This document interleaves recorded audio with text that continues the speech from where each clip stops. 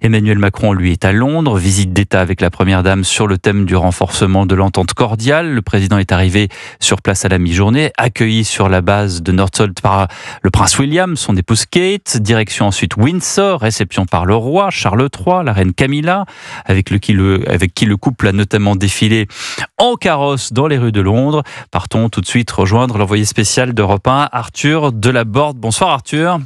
Bonsoir Pierre, bonsoir à tous. Alors premier temps fort au niveau politique, Emmanuel Macron qui vient de s'adresser aux parlementaires dans la galerie royale du palais de Westminster. Exactement, un long discours dans la langue de Shakespeare, dans un cadre chargé d'histoire. Emmanuel Macron s'est exprimé devant les membres de la Chambre des Lords et de la Chambre des communes réunis avec un message principal pour réaffirmer son soutien à l'Ukraine. Ensemble, avec vous, Monsieur le Premier ministre, nous avons décidé de lancer en février dernier cette coalition de volontaires et cette coalition n'était que le signal que les Européens n'abandonneront jamais l'Ukraine, jamais.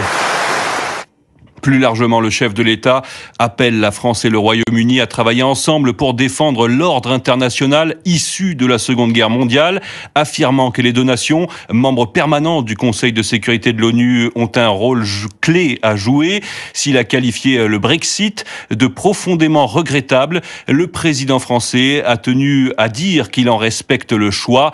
Premier dirigeant européen reçu en visite d'État à Londres depuis le retrait britannique de l'Union européenne, Emmanuel Macron a surtout voulu montrer que la relation franco-britannique restait un pilier de la stabilité du continent. Merci Arthur Delaborde à Londres pour Europe 1.